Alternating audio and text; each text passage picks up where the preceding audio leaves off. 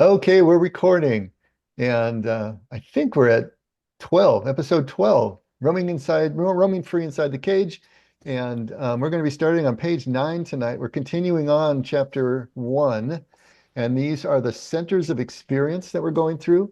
And 2 weeks ago, we did the body center. Last week, we did the heart center, and tonight we're going to be talking about head cases. So it should be interesting tonight. The heart. And it explains where everybody went. Oh. Top of the page, Dave. Top of the page. Starting Actually, we're going to be starting first complete paragraph. We're going to back up just a little bit so we can get some of the heart stuff in and give us a running start. Before we to know if we're a heart, head, or body. I'm sorry, dear. What are you saying? Are we supposed to know if we're a head, heart, or body type? If you don't know, we're hoping that you do by the time we finish reading the whole section. Yeah. You're an 8, right, Sharon? Well, that's up for grabs with the last test I did. Oh, Yeah, well, the 8 is not necessarily that we're talking about the center of experience, I know, which but that's the body's that'll encompass body center. 3, signs, adjacent signs. So, but the last paragraph of this section is going to address whether you know you are or not. So wait for that and see if that helps you. Before we dive into the text, was there anything from last week that anybody wanted to bring up? Old business. Well, yeah, I have a question for the heart people, but well, Marion's not here, but it's for the heart people and of course the empaths, but they can feel the mood of the room, they feel the anxiety or sadness or anger, whatever it is, or joy and happiness, right? They can feel that. So I'm thinking for joy and happiness, those are good feelings. However, the anger, the anxiety, suffering of other people. My question is, doesn't it get exhausting if one can feel that all the time? And does one turn it on and off? Or no? The way I would answer that, Ellen, just off the top of my head, 2s are especially strong empaths, but 3s and 4s don't have that to such a strong degree. But true empaths really do carry those feelings for days. And it's a challenge in its own way, and very much in its own way. And I too wish Marion was here because I know she could share so much about that particular aspect. But there's even books on, how can empaths live without what they pick up to be able to manage the vibes and the energies all around them. Nina, are you talking about the book, the guide, survival guide for empaths?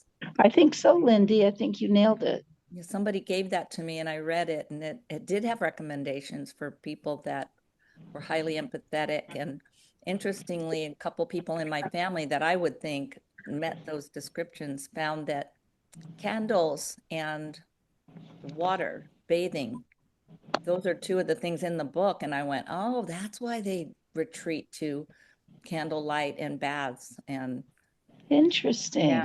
Yeah. And they just also have to retreat more. Lindy, do you see yourself as a heart type? No. Okay. But I recognize it in 4 people in my family that I think are like that. And yeah. Do we have any heart types tonight? I think I am. Moi, je suis ici. Yeah. I mean, I'm here. I'm a 4. Your heart type, Nina? Yeah, I'm a 4. Okay. 2, 3, 4. For good or for bad, we're wedded.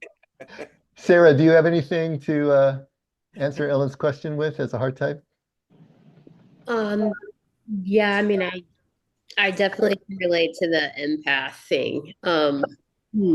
And I feel, I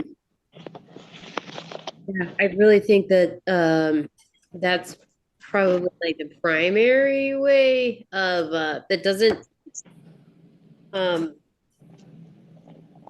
Well, Yeah. she was asking more about, is it difficult for you to carry the emotions that you're picking up from other people? And does it affect you deeply? And how do you cope? That was kind of the thrust of the question. Yeah. I think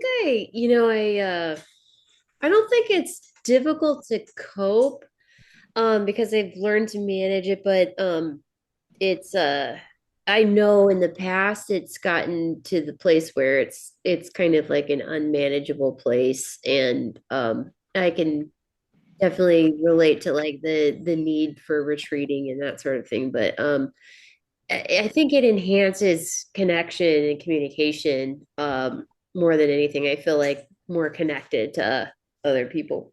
Um, but it can be kind of heavy sometimes, overwhelming, and I don't know. Mhm. Sarah, do you see yourself as an introvert or an extrovert? I'm more of an introvert, yeah. Yeah. I was hearing that in the need to retreat or everything. Interestingly, Nina is definitely our extrovert in the group. Extrovert heart type, introvert heart type. It's interesting. I wonder how that would affect, kind of what you're talking about, Lindy, the need for, the candles and the water and the kind of retreating. For an extrovert, I don't know. How does that work?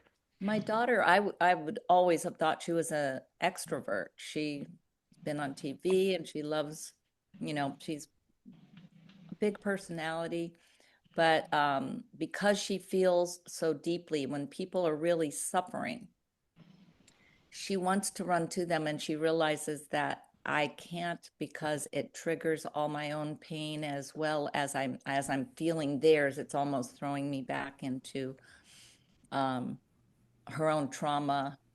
And so it makes it, but she used to say, I can walk into a room and I can zone in on somebody and go, oh, what's going on with them? And me, I wouldn't know it at all, but she could sense it, feel it. So I think that there's times where she had to tell me, Mom, I can't really be that involved in Orion's Reach event.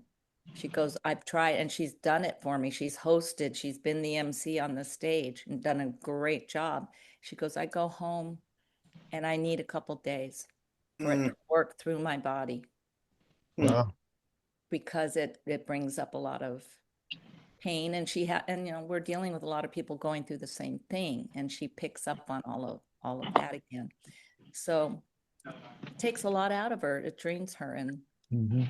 until she does what she needs to do. And she goes, it's really just sitting with it. I just have to sit with it. See, no, I'm confused, or I don't know. I'm confused, but through the 7, 8 years that I started counseling, support groups, courses, in peer counseling, I'm learning about codependency. Me and my family, we are codependent still, but it's the codependency and then learning to detach. So I'm learning that, and I'm finding it's easier not to detach. So obviously I'm not an empath, but I also have that feeling of, oh my gosh, see now my mom is angry and but I'm learning to detach. That's her anger, that's her fear. And it's easier to go there now. So I'm wondering, like the suffering that we're feeling, is it hard to detach? Are you talking about for an empath? Yeah, or heart people in general, or like Nina said, there's the 2 and the 4. They're not as whatever the word is. They're like that. Well, obviously, everyone's on a spectrum. And what Lindy's talking about with her daughter, she's going to be further on the spectrum where she's really feeling it. So is Marion. The kind of the relationship you were talking about between you and your daughter, Lindy, is kind of the way Marion and I would be. We walk into a room, Marion's, picking up on everything, and here's Dave oblivious and floating through. So, but that's, so everyone's going to be on that spectrum. I'm not a heart type, of course, but yeah. So there's going to be that. It's not so much a matter of detaching, it's a matter of being immersed in the feeling. Nina, would you have anything to add to that? Yeah, just a couple of things. I mean, every time we have these conversations, I have so many thoughts to share. Just one thing interesting on what you just said, Dave. It's you've identified the fact that you are not a heart type, but I place you in my own mind as a 5, which, very intellectual, cerebral, but you have a strong 4 wing, which is, and I know you so well, but there's a strong 4 wing, but I even see some of the 6 in you as well, but usually with the wings, you lean more to one side than the other. But empath, like there's the extremes, the 2 is very much an empath, whereas 4s, for one thing, they say we make the best therapists because we can sit with a client, and the candles that you mentioned, Lindy, I have a candle in my heart, and my heart lights other people's candles, and we unite, and it's so warm, and I live there. And then when our time is over, I can get up and, sometimes I'll end, if I'm talking about a client, we'll have a moment or two of a quiet meditation, and then they leave and we say goodbye. Or if not, I just, when I'm done, and I don't take it with me. It's very freeing, but I'm able to be, my life exists in my experience of connecting with others. That's where my life exists. And I live for those moments. And so those are just a couple of thoughts that I'm having. Well, that's about all I could say. I don't know if that helps anyone, but those are just a couple of things that I was thinking. Great. I think that Great. the trauma maybe is some reason why I think something opened up in her when the wound was so big after Ryan's accident, and I think it's never been able to get back to where she can do that, walk away from it. I don't know. Yeah. But you're exactly right, because scars are very real.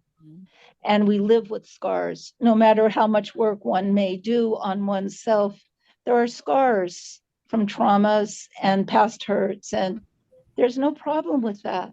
I mean, even Jesus had scars coming back from the dead. We know that, scriptural. And someone said once, the one man-made thing in heaven are the scars on Jesus's body. I thought it was interesting, but that's okay. I have my scars too, but it doesn't hinder me at all from seeking the full balance that we seek in all this. And the other point, what we're going to come to as we do read this book, because I'm a heart type. That doesn't mean I'm not cerebral and I'm not a body feeling type. All it means is my stronger suit, my center of experience is 100% heart. And I feel when I'm with people, the joining and the candles lighting, and even in my work, even with the therapist, if there's someone who's very closed, we get there and the joining is so real. But I am my 7. I mean, and so you see, I have a heart type that can be unbalanced, and we all have to seek balance in our primary experience, our center of experience. But my cerebral type is a 7. And, I know poor Judy has sat with me through several, or Dave, through several of my, and then we can do this, and then we can do this, and I just, it doesn't stop. And then I have my body type, which is a 1, which I too am still seeking, trying to understand what that reconciliatory energy is really like in that body type. I don't really understand it, but I know I feel, and sometimes there aren't words to express the feelings, which I think happens to people who their center of experience is we feel so much, but may not be able to articulate or to respond until later. And but those are just a couple of other thoughts that I have on all this. So we all, if then as we begin to go through more of the material, you're going to find whatever number you are, like, Marion being a 2, she also is connected to a 5 as her cerebral, and an 8 as her body type. And it's just as if, so if you're 2, 5, and 8, you're 1, 7, and 4, or you're 3, 6, and 9. And as we go through the book, you're going to find more of how, that's why it's called roaming free within the cage. This author tells me, he says sevens and ones are your cousins. So you think of cousins, you go, well, we've got a couple things in similarity, don't we? And so here's Judy, primarily a 1, but I know Judy, in the talks we've had, she has a 4 side too. In fact, she did a master's in social work. Like, but yet Judy is so strong administratively and running things, and that's your center of experience is so different. But it's just so fascinating as it all comes together. But the doors are open for exploration, and that's what I love about what we're studying. There's so much to learn and to begin to live out and add to our experience of finding out not only who we are, but who our God is. Because knowing who my God is came to me after I figured out who I was through that lens. And I'd been a Christian for many, many years. And it's just it opened a whole new world to me. So. Thanks, dear. Oh, you're so welcome, Dave. Though I don't have your picture right now, but there you are. Hi, Dave. Okay. Anyway, those are All my that from the thoughts. hospital bed. I Nice. know. Okay. Another All right, slip on a banana peel. let's dive in, or the ghost of Frank Billman will rise to mock me because we don't go far enough. First complete paragraph, page 9. If you're a heart type, you experience life primarily in and through your feelings. You don't have to go looking for them or figure them out through a process of reasoning. They just appear in your consciousness. You also read other people's feelings easily. More importantly, you want to connect to others on a feeling level. This search for connection is your greatest strength, for it makes you compassionate and open-hearted. The disadvantage is that the urge to remain constantly connected to others can dull your inner sense of self, making it necessary for you to find yourself in and through the reactions of others. This can make you vulnerable to fluctuations in your sense of self-worth caused by other people's reactions, comments, and moods. And we spent a lot of time talking about that last week in terms of self-worth and where do you find it, especially as a heart type. So now moving to the head center. The head center connects to the world through thinking. The aspect of soul to which it is especially attuned is the aware function, right? Although the head center is the home of analytic and logical thinking, Taoists see it as more than just a generator of ideas. The higher dantian is also home to what is called the numinous mind, which is the foundation for mystical experience. The energy of the head center is called Shen, spirit or numinous. Shen has 3 functions. It performs the survival function, for without Shen, even the physical organs of the body forget how to function and die. It performs a social function in that it grounds the perception that all beings are one. Finally, it provides the energy that connects each individual to the source, which would seem to be the ultimate one-on-one. If you're a head type, your everyday awareness feels like a conversation in the head. You have a sense that you are somewhere inside your thoughts, which seem to reside in your head. You spend most of your waking moments thinking, which feels like talking to yourself. It is hard for you not to think. The great advantage of this is that you are good at predicting and managing events. The big disadvantage is that the mind is also a generator of fear, doubt, and mistrust, for the mind can dispute anything it conceives. This is especially likely when thinking is cut off from the energy of the heart and the belly. Okay, let's stop there for a second. Any initial reactions? And then we'll go back and pick it apart a little bit. Could you just reread the last sentence? I don't have my book with me, but could you just reread that one, Dave? This is especially likely. Well, the big disadvantage is that the mind is also a generator of fear, doubt, and mistrust, for the mind can dispute anything it conceives. This is especially likely when thinking is cut off from the energy of the heart and the belly. wow, it just highlights so much our need for balance in all these areas Oh, and the absolutely. contribution of a heart, even though you yourself say, I'm not a heart type, but look at the balance it brings because you're very connected to others, so much so, probably people would I'm not a probably hard think, type, but I can play one on TV. but sometimes that's when the feelings follow our actions. So it works. Mhm. I was confused with the sentence. You have a sense that you are somewhere inside your thoughts, which seem to reside in your head. You spend most of your waking moments thinking, which feels like you're talking to yourself. I thought, aren't we always hearing conversation? Everybody is hearing conversation in their head. Or maybe that just means I'm a head type because I am always hearing that in my. The notes that I have in the margin right there is that yes, it's Western culture. Uh-huh. This is who we have become. In that respect, we're pretty much all head cases.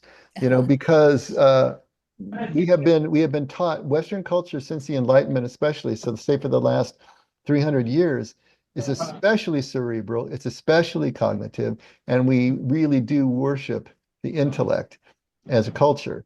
And so we have all been shifted over to the head side, and our culture reinforces that and teaches that.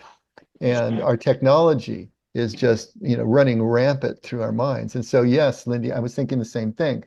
I think what happens though with head types, it's going to be even more pronounced. I remember when I was first starting trying to work on contemplative practice, I was so focused on coming from an intellectual perspective. My whole understanding was trying to understand things intellectually, put a pin through it, put it under glass, and kind of conquer it that way. And then it was mine. And so all of that was so strong in me. The concept of stepping aside from the ego, stepping aside from that voice, man, you want to talk about dissonance. I mean, it took me years to be able to even see that as a value, let alone actually be able to practice it. And so for me, it was a lot more pronounced. But I think every single one of us is going to relate to that voice inside our head and having a conversation in our own heads. I would think, right? Right. Don't we all have that? Okay, so Always, so that's always. going to be much more pronounced in us, especially at this time and this culture. In other cultures, maybe not so much. But I think we've all been kind of red shifted, to use that analogy, and shifted toward the head because of our culture. And so that's going to be something that's in all of us. But even having said that, obviously that there are people who realize, yes, I'm still a heart type, even though, yes, I have this voice in my head that's talking to me all the time. We had people say, no, I'm a body type. So they're still able, through that head noise, to realize that they primarily are coming to their experience from a different direction. And interestingly enough, what you said, Dave, being a heart type, I don't have noise in my head constantly. I'm actually quite blank most of the time. I don't know if there's something wrong with me, but I don't have a brain that doesn't turn off at all. Though I do talk out loud to myself because I'm an external processor, and sometimes I come up with some pretty good answers. So, I'm just comfortable with it all. Yeah. It's kind of nice to have someone to talk to sometimes when there's no one else around. So I connect to myself. Hello, that's why you're in the hospital. I'm only kidding. Funny. Oh, So well. when you're on page 5 and you're looking at this diagram of the mental, the body, and the heart type, and you're looking at the numbers, what if yours came out to my latest test results were that I'm a 7 with a strong 8 wing, Okay. which puts me both in the mental and the body type. Mhm. So it's not like one or the other. Well, So you're you still, said you're, oh, go on, Dave. I'm no, sorry. no, no, you go, Nina. All I was going to say, you're saying you're a 7 with a wing. I mean, using Dave as an example, he's if you agree with me, I don't know Dave, so please feel free to correct me, but a 5 with a real strong 4 wing, but still there's got to be a part to Dave that is a 2, and there's got to be a part to him that is an 8 as well, because it's the 2, 5, and 8, that equilateral triangle as well. So the 2 and the 8 are his cousins, but his wings are going to be 4 and 6. So you see, that gives us a lot of room within this cage, to use the language, to kind of bounce around and explore who we are and give us a deeper understanding as we seek to become of service to others. And I think that's really my whole goal, because as we become more balanced, we really begin to see or experience, if we're asked, how we may be able to help in any way with others as well. And it's just the way it works for me. Does that help at all, Sharon? Yeah, it Because does. it's not challenging. It's not the antithesis. It's not black and white or one and the other. It's yes and, or how wonderful, But I see you much more as an 8 than a 7. But also, Sharon, to use me as an example, even though she says I'm a 5 with a strong 4 wing, I still know that I'm definitely a head type rather than a heart type. So even if I have a strong 4 wing that puts me on the heart type side, or to use the equilateral triangle, the 2, that's definitely not my go-to place for experience. I primarily process experience through my head. I have worked really hard to open up the heart side. I needed to do that, especially through my Aspiness, the Asperger's part of it. I really had to learn social cues, learn to connect with people, and learn to read people in that respect and connect with them better, and to value that even. I didn't even value that as a kid and a young man. I was so much in my head. And so, yes, I've kind of worked on those aspects, but I'm still definitely a head type, even though I have that strong wing. So for you, as primarily a 7 with an 8 wing, you're going to have to, as much as you can, just start to self-examine and evaluate and see where you primarily process from. And that can help you in this whole exploration of the Enneagram as a tool, again, for spiritual transformation. That's always our goal. Not to just label ourselves, but to use the tool to help us self-assess, so we know where's the weak hand that we need to strengthen. How can we better balance to be able to move to the center, the pivot of the Tao, right? Yes.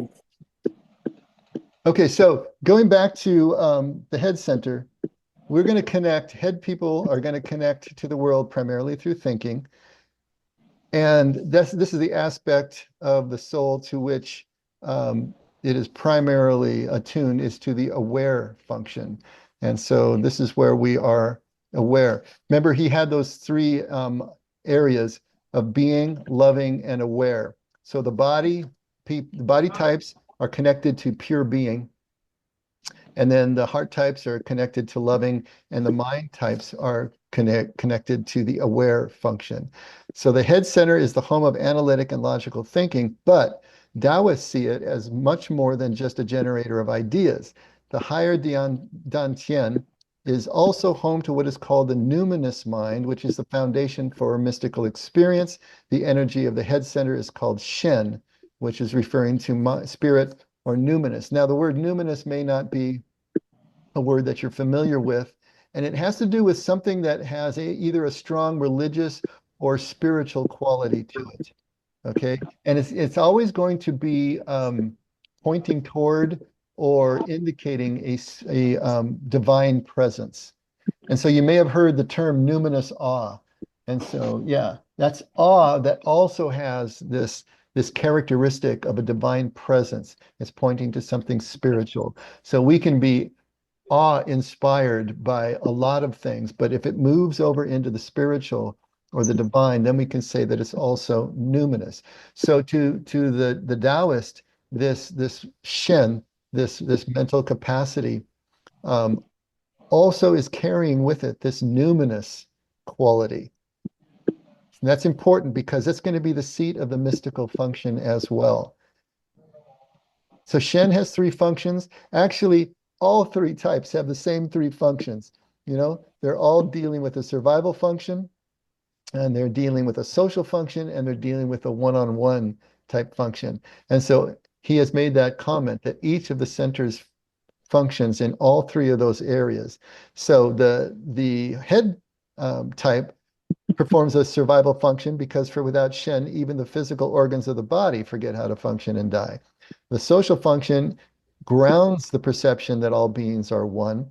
And then the energy that connects each individual to the source would seem to be the ultimate one-on-one. And so we see the head types also providing those three functions.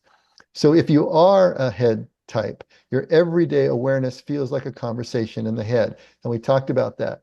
That conversation we're having ourselves is something that is really common to all of us now, especially at this point in our culture and time.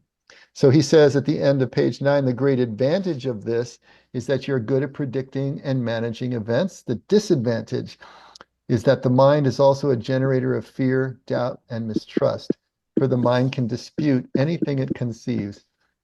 That's so true. We can rationalize our way out of anything. Have you ever noticed that? You can have the greatest mystical experience, and then half an hour later, you're questioning everything that you just experienced.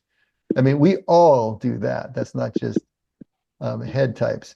But in a head type, it can be much more pronounced, as we were talking about. So we all suffer from that particular human characteristic.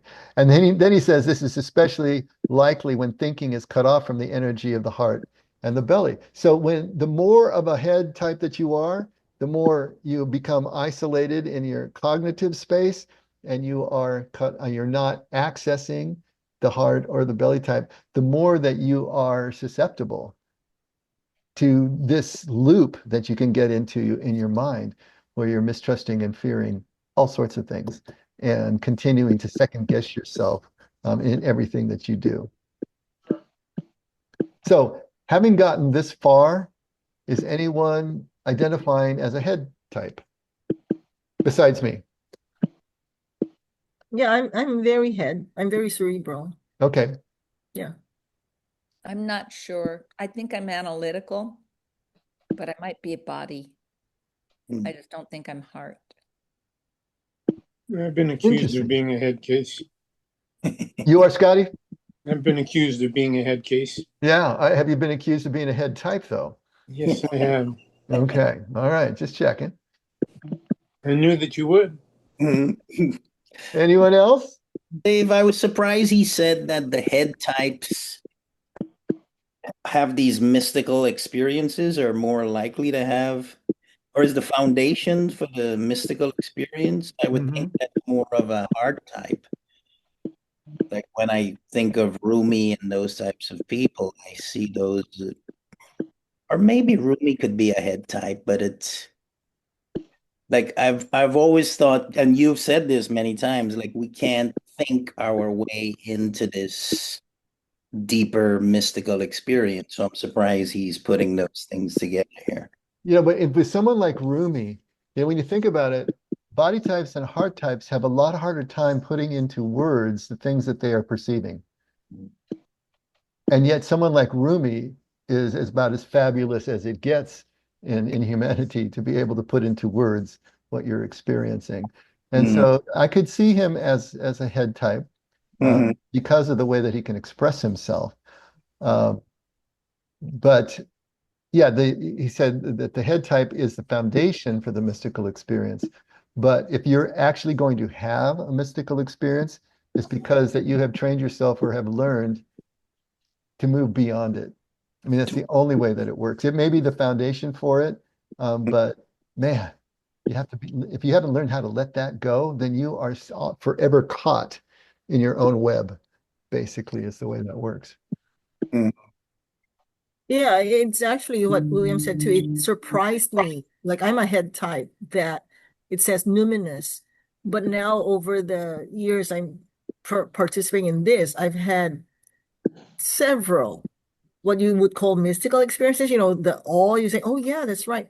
And then when you're saying about words to verbalize things, and I love poetry. I love words. I love, yeah, I just love it. And maybe that's part of that. I think so. Yeah, I think so too. Mhm. Yeah. But I want to go back to what, I don't know, what happened to Sharon? Oh, she's not here. Oh, Sharon has left the building apparently. Yeah. okay. Well, I wanted to add what she was saying about she was an 8 and then she has this number 7. So I wanted to point out to her too that the first test was I'm an 8. I said, oh yeah, that's body. And then the second test was a 5. Oh yeah, that's mental. And then I love what William said. I'm a 6. I love that too. So maybe I am all that. Mhm. And yet the balance of it is to be the other numbers or as parameters as well, right? That's where you're saying we got a balance. But now I'm heavily on the cerebral side, but I gotta be more balanced. I think, the actual numbers and labels we put on ourselves are of less importance as understanding the way that we operate, and so understanding that way that we operate, the way that we come to our experiences is important because we don't want to be limited to that. And if we don't explore what's in the unconscious, if we don't explore what's beneath the waterline, then the programming is just going to continue to repeat itself. And we don't actually get to this place of transformation. We're not able to grow because we're just on a track. And so being able to understand how all this is playing out allows us to have that watcher that can then direct traffic in a different way. And that's kind of what we're talking about here. So, we can get so tied up in all these numbers and cousins and wings, but I think understanding the basic way that we process information and how that relates, to this tool that we're using, I think is really where we're trying to land so that we can then transcend. Dave, Pivot. excuse me. I just need to say goodbye. I can't continue right now. I'm in too much pain, and they're moving me to another hospital. So I Okay. don't want to make a grand exit, but I enjoy every moment we spend together, and I'm hoping I'll be able to be here again next Wednesday night. Okay. Thank you so And much. thanks for everything you contributed tonight, dear. It was I great to wish I have you. was able to do a little more. I love it, but thank you. We Okay. love you, Nina. Okay. Good night, Love you, Sharon. Thank you so Nina. much. Feel better, Okay, bye. Nina. Praying for you. Bye. Thank you so much. Okay. Bye. Bye. Yeah. And Sharon as well had texted me before to say that she was in a lot of pain tonight, so she didn't know how long she could stay. And so obviously she dropped off. And Kathy is driving to the airport and she dropped off. So she's probably there now picking up her friend. It's just a really weird night tonight. Like I said, I had 9 cancellations going in. We had 3 other people that are usually here, not here, people dropping off. So you are the few, the proud, the Marines who are left. And, Sure, it's not Halloween. and we will continue on. At any rate, so it looks like maybe only 3 of us, Scott, Ellen, and me, are head types. And so but I think we've all got a lot of head in us. So pay attention to all of this because it's going to apply to everybody, especially in our culture.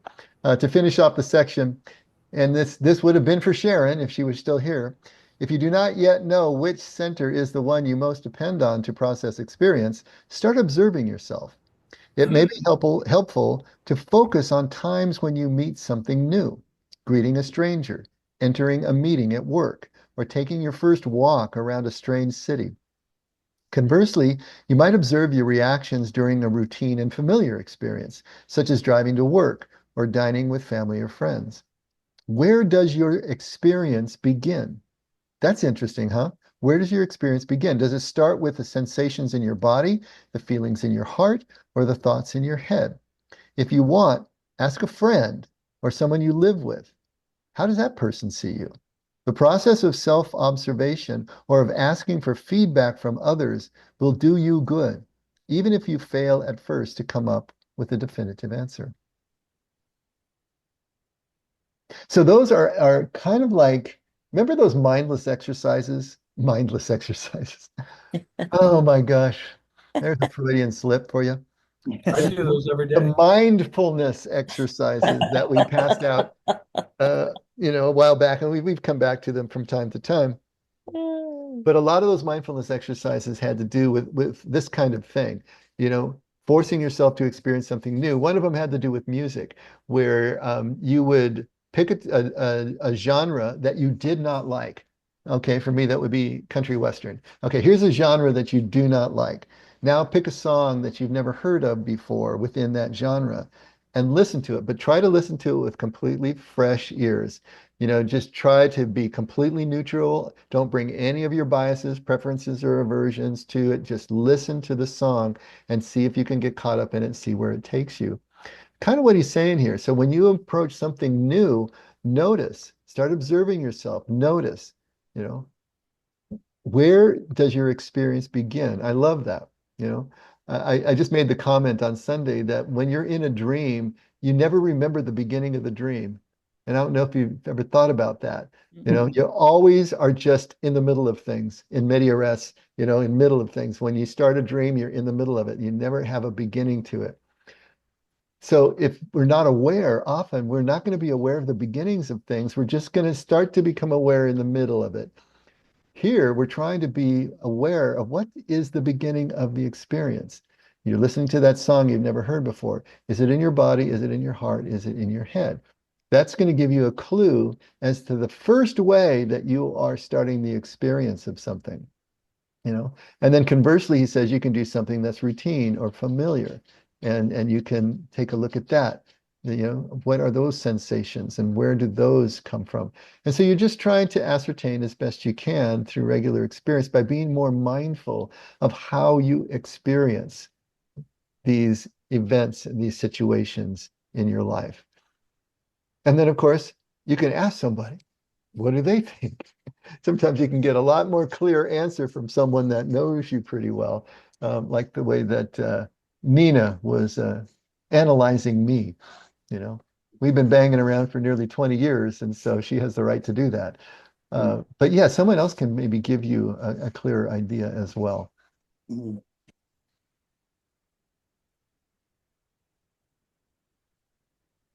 So the process of self-observation or of asking for feedback from others will do you good, even if you fail at first to come up with a definitive answer. So you might get insights through this process that may not necessarily get you closer to the three centers of experience, but they may give you a lot of other information feedback that's also very useful.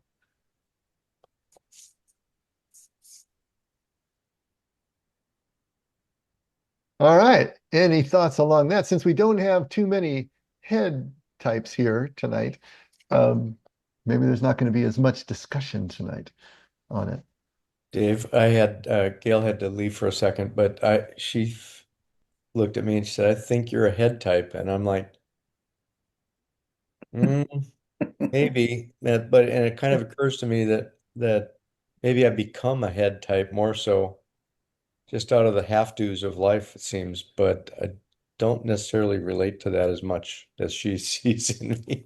Well, that's interesting, Bill. So, Bill, what do you think you more relate to? I'm probably more the heart and body. I'm not there yet in understanding where I'm at. Why do you feel you don't relate to the head type, especially if your wife sees it in you?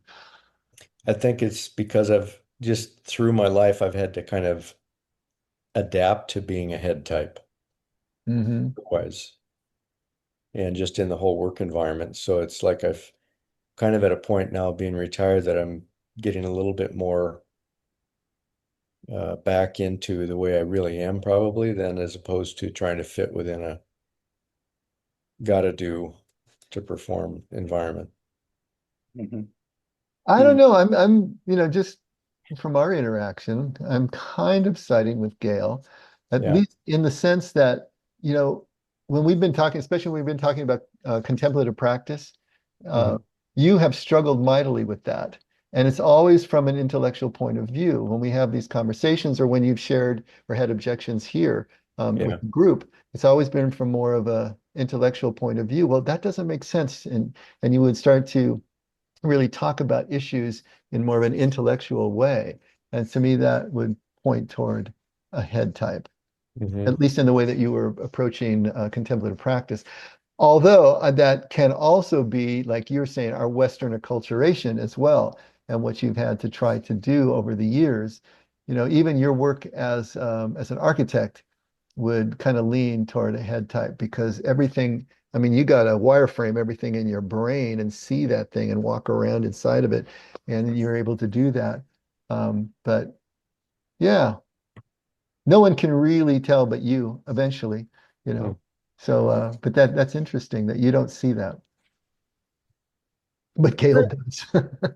I mean, I see myself as very heavy head type, but I do know too that all of us, and you know, me too, I can see I'm a combination of the others, the heart and heart and body, because I remember the first time I went to New York City, it was me and my sisters, and we were brave. We were like 19, 20-year-old. We stayed at hostels. We stayed at anyway. We entered this bookstore. This is when we had bookstores. It was beautiful. And I love books. I love bookstores. And it was 2-level. It was wood. It was wood. And I remember saying it felt so warm. It was dark brown wood. And I wanted to touch it. And it was just touching them. And so I now I'm saying to myself now, that was the sensation I wanted to feel. It was that warm feeling. And yet I love the books. I wanted to touch the books. So we're all combination of all of that. And then here's my head type. I want to remember where this is. And I don't know if you guys have been to Manhattan. Everything is in a grid. So I know where it is. It's on this corner and this corner. The subway station is there. I can get there. Yeah, and it was a wonderful experience. Same too when we went to the New York Public Library. See, these were us as tourists. We go to bookstores and public libraries, right? That's the intellectual part of me, but it was just beautiful. And we would take the stairs just because each landing has this beautiful painting.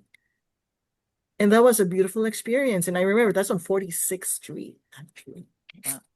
Yeah, and I still remember it. So I know how to get back there. I know the grids. It's a very logical layout of New York City. So Well, there's no question that you are a head type, dear. yeah. You know, I would peg you that way, obviously, and you pegged yourself. It doesn't mean that that's to the exclusion of the other two. Yes, we're all going to have combinations, but the question is, where do we most process our experience, and just be aware of that, and then be aware, especially be aware if you're a head type to the exclusion of body and heart, you know, like I was early in my life, then there is a lot of strengthening the weak hands that needs to be going on if we're going to start to balance this out. And that's what we're trying to do. We're trying to become aware. How do we process information? Primarily, secondarily, tertiarily, whatever, you know, but just kind of be aware of where that is and how we can get closer and closer to the pivot, closer and closer to the center, more balanced. Yeah. And then Bill just has to figure out what he is. I mean, that's all there's to it. That's your homework, Bill. Yeah. Well, I'm looking back at some of the body stuff that resonated with me too, and I'm identifying with stuff there too, and that's why I'm like the part that says that its lower manifestation is an underlying sense of anger and resentment about how the physical world impinges upon the self with all its demands and necessities.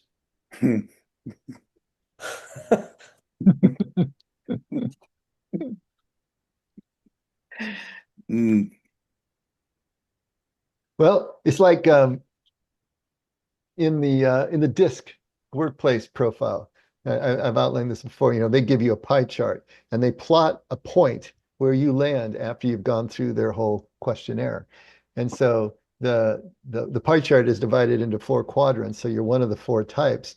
But it's really interesting. I like that dot there because it shows you the closer you are to the circumference, the more you take on the type of that particular quadrant. The closer you are to the center, the more that you are a mix of all the types. Closer you are to one side or another, closer you are a mix of the adjacent type.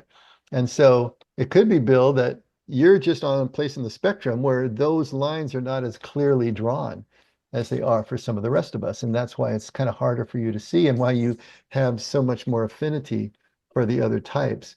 You know, I can read the body type and say, I don't really resonate with that at all, you know, because I'm further over here. And same thing with heart, although I've worked harder on heart than I have on body, but as a pastor and a counselor, so I can relate more now. But maybe you're already closer to the center than I was closer to the circumference. Mhm.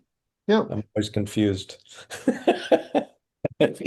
Head types always are, right? Generalist. Oh, I'm a there it generalist. is. So what are you, William? I believe I am a type 9, but I've been thinking seriously about being a type 5.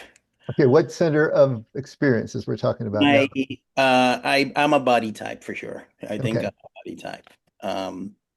But one of the things I was thinking about earlier is this idea that I don't remember who said this, but we derive our sense of being from our thoughts. Like like this whole idea of I think, therefore I am, kind of thinking. So we're all really attached and addicted to our thoughts, Wouldn't you right? say that's more nurture than nature? Yeah, I would say so. Um, I'm not sure. I would I want to agree with that intuitively, but I think it's very natural for us to identify with our thoughts, right? It's almost impossible for us to not identify with our thoughts. Well, in this culture, I would say that's absolutely true. But in Aboriginal cultures, indigenous cultures, ancient cultures, would it be the same?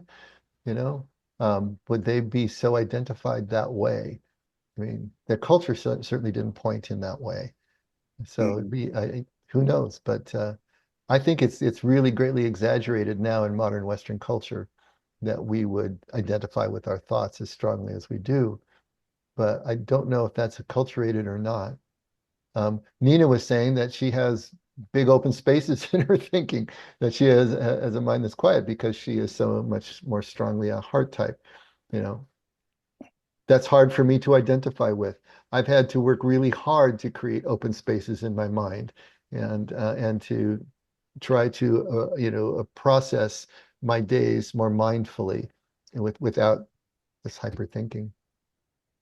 Well, a thought just came into my head that when you talk about nature, nurture, that throughout my childhood and adult years, I've been rewarded for being a cerebral type.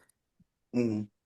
So maybe if I have a small inclination towards it, it became reinforced even more and more, right? That's where nurture comes in. But I could have been a more balanced person, maybe. Mhm. Yeah. Mhm. Mhm.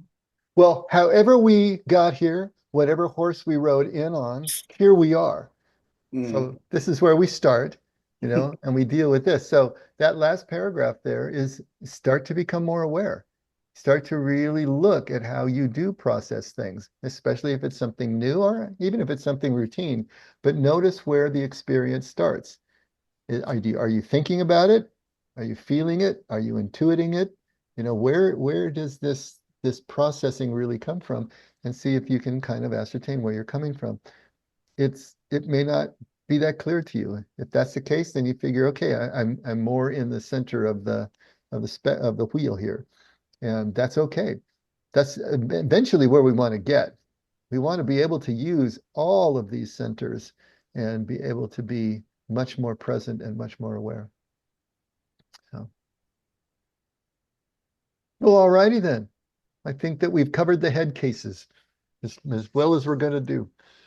So next week, we're going to be diving into how these things got imprinted in us. And I think that's going to help us with this nature nurture question that we're posing right now, because he's going to go all the way back to the infant You know, what are the experiences that the infant has that starts to imprint some of these centers and types? And that was a really interesting section. I think that's going to be a fun one for us. So we'll jump into that next week, and hopefully we'll have more teeth next week as well. So we'll have more people we can bounce things off of. All right, Scotty. Thank you, Father God, for this time. Thank you for the things that we learn. We value this time together and we honor it. It's important in our lives and our connections and our feelings and understanding, getting things right or wrong, and trying to help our brains figure out what's up with this game of life we're playing. And there's so much that we could talk about. But I just want to pray a simple prayer of thanksgiving and honoring the fact that we're here to learn, and learning knowledge comes from you. So we appreciate it and thank you for everything you've downloaded to us and shared with us, and let it do its job, Lord. We let it sink in, and ask you to just bless Nina and bless Sharon and watch out for them and look for them, make sure they're okay, and keep Marion safe, and keep working on Dave and all of us. We all have something that's afflicting us or causing us challenges, and we thank you, Lord, that we can bring these things and these thoughts to you, and that you're there and you respond, and you know what the right answer is, and there's no second guessing when it comes to you. You know what you're talking about.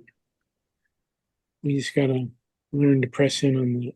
So we thank you, Lord, and we praise your holy name, and we offer up this prayer and say our amens in your holy name, Lord Jesus, we pray.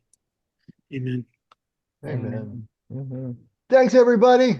All right. You got it. If you're here, maybe we'll see you Friday night at the concert that Dan Carlin and Vernon Porter will be playing at. And if not, we'll hopefully see you Sunday morning. Okay. Dave, do you have a minute to stay online? I do. All right. Okay. I'll stay Good online night, too. everybody. See you Good night, soon. everybody. Good night, guys. Bye-bye. Wait, Jordana wasn't on again. We missed her twice. Let me turn off the recording first. Okay. Bye, George.